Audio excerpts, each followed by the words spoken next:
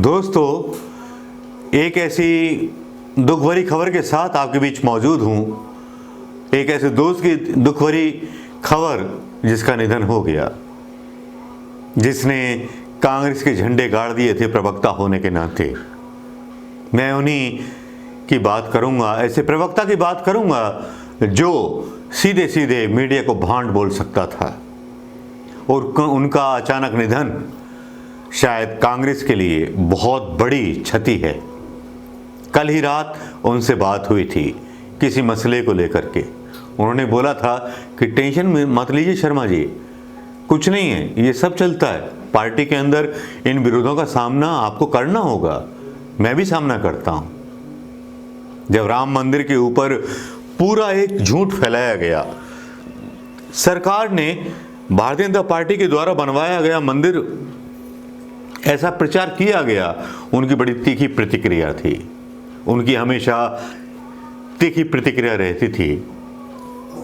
राजीव त्यागी जी की अचानक से निधन हो जाना आधे घंटे पहले वाकई में कांग्रेस के लिए इतनी बड़ी क्षति है, जिसकी क्षति के बारे में हम कल्पना नहीं कर सकते। एक ऐसे फूल को खो दिया जिस फूल की खुशबू से कांग्रेस महकती रहती थी, और जो महकना कांग्रेस को एक ताकत देता था, उनके समर्थकों को एक ताकत देता था भारतीय जनता पार्टी के उस विषैले लोकतंत्र से लड़ने के लिए जो झूठा लोकतंत्र बना दिया गया भारतीय जनता पार्टी के द्वारा। क्या आपको लगता है कि राजीव त्यागी की ये कुर्बानी क्या जायज मानी जाएगी? यह हुआ क्या उनके साथ अचानक से? कल ही तो बात हुई थी और राजीव त्यागी बिना कुछ बोले, बिना कुछ पूछे, आज शाम को मैंने 6:30 बजे उनको कॉल किया था। कॉल उठाया नहीं था, शायद तकलीफ में होंगे, शायद कांग्रेस के लोग उनके पास न होंगे। जो मुंहजोर पत्रकार होते हैं या मुंहजोर प्रवक्ता होते हैं, शायद कांग्रेस के लोग उनकी सुरक्षा की मांग भी नहीं करते हैं। राजीव त्यागी का जाना कांग्रेस की क्षति नहीं है, ये देश की क्षति है, उस आवाज़ की क्षति है जो लोकतंत्र के लिए भांडों को भांड बोलती थी और सही जगह दिखाती थी, संबित पात्रा को भी, सबको। क्यों हुआ, किस लिए हुआ? अपनी सेहत के प्रति इतने लापरवाह तो नहीं हो सकते राजीव त्यागी जी।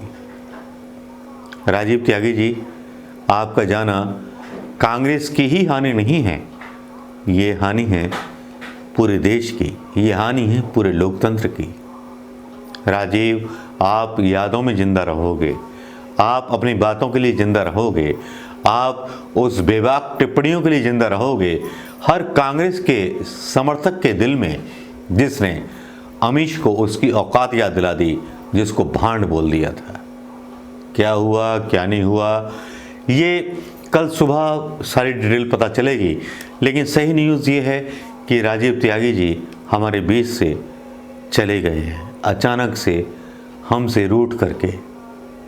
रूठे रूठे तो मुझे परसों भी लगे थे, तरसों भी लगे थे, उसके पहले दिन भी लगे थे, जब राम मंदिर का उद्घाटन था, उनसे मेरी बात हुई थी। मैं उस बातों को एक सस्ती लोकप्रियता का या सस्ता लोक चैनल नहीं बनाना चाहता। मित्रों के बीच बात होती है तो उनको अपने तक रखना चाहता हूँ, लेकिन उनके ऊपर दबाव था।